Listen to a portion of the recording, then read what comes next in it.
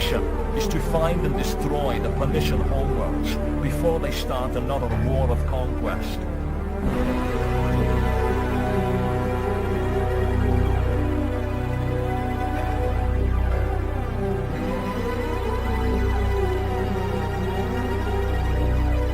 Test runs on the War Griffon infiltration fighter are complete. Delivery system is successful. Transformation systems are functional.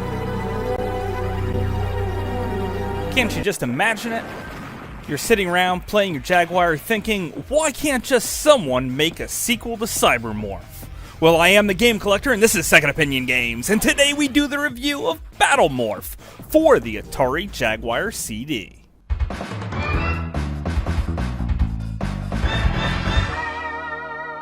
Second Opinion Games. So, just like I said, we have BattleMorph for the Atari Jaguar CD. It is the sequel to CyberMorph. And you know what? They got rid of everything that I hated about CyberMorph. I didn't like the green face, so they replaced it with a blue one.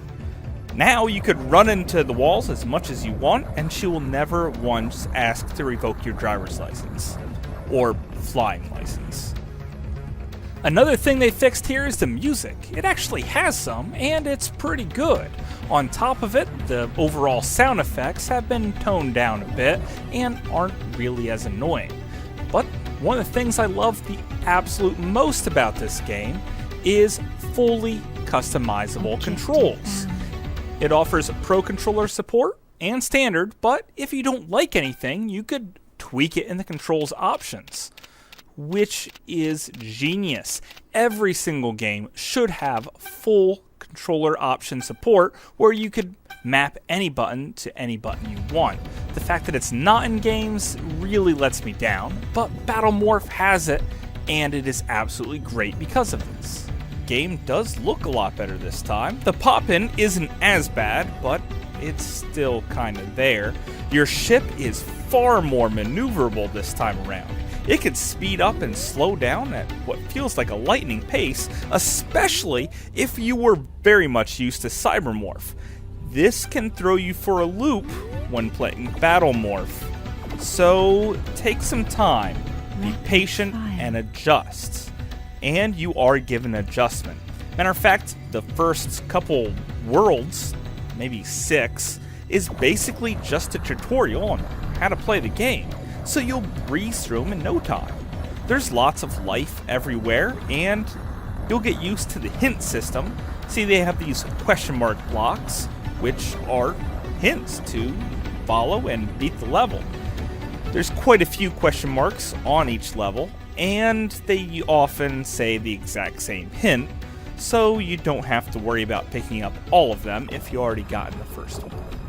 Your shot is a little puny at first, but when you find the power-up to increase the speed of your shot, you can become quite an unstoppable juggernaut. However, when you beat a mission and start on another world, you start back at the baseline shot, which isn't really that good.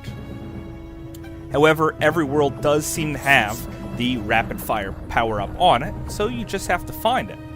And you start off with some ground missiles, which are great for taking out targets. Usually take them out in one shot, especially when playing on easy. Hey, did I mention it has different modes to play on? Easy, medium, and hard?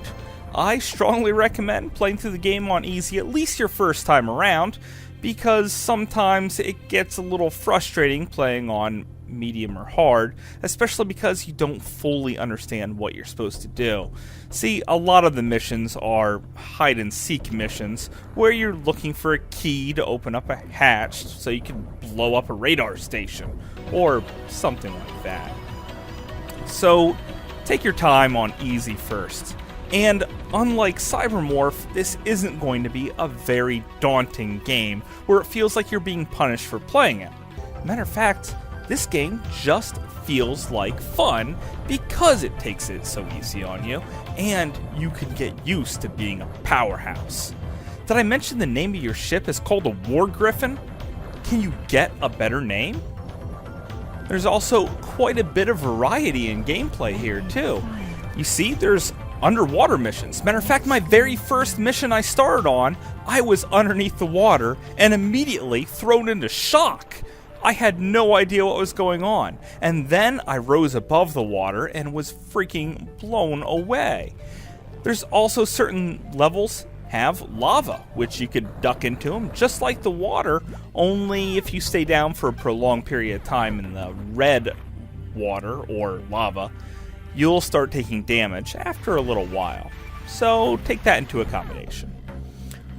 Also, there are variety in the missions themselves. It's not just trying to find data orbs this time. You're trying to take down radar stations, or my favorite, setting off a bomb. Activate it by shooting it a whole bunch of times, and then rush to the finish line as fast as you can to exit the stage, and I assume the whole planet then blows up.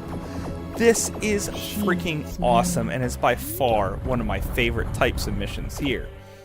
Also, there's warps around the levels, and these weird tunnels, which are really cool, and I really do like the effect here.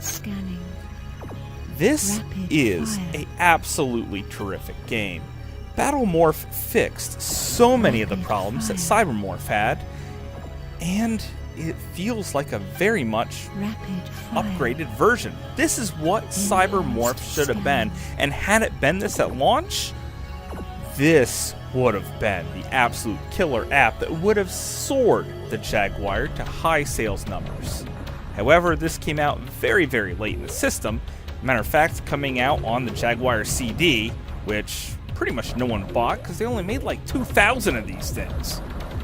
I know it's probably a bit more than that, but still, they're really, really hard to find. So is this the best game on the Jaguar CD? Well, everyone's opinion on that is a bit different. Honestly, I think it's just as good as Hover Strike CD. They both seem to be upgraded sequels, but I really, really love Blue Lightning. I know it's super cheesy and arcadey, but that's really what I really like about that game. This feels like more CyberMorph, only so much better.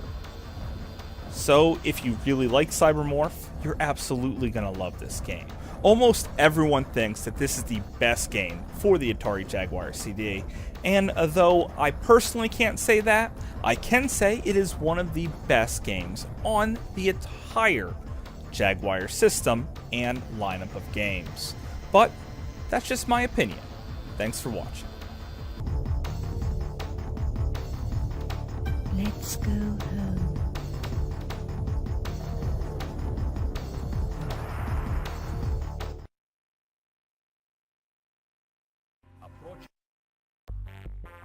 Welcome back.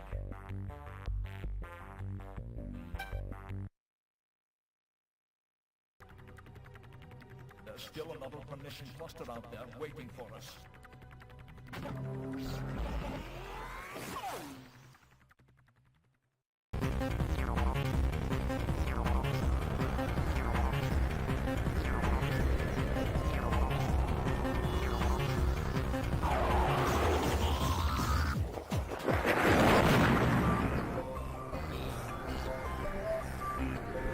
So, did you like this review? And do you like BattleMorph? Personally, I think it's great. I'm sure you probably like it too, if you've ever played it, as these games are super, super rare. Also, if you beat it, you get to see a really cool animated cutscenes, and the cutscenes in this game are pretty good as well.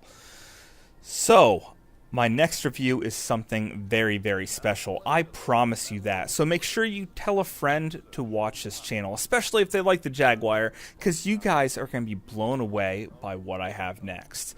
So until next time, I'll see you again, guys.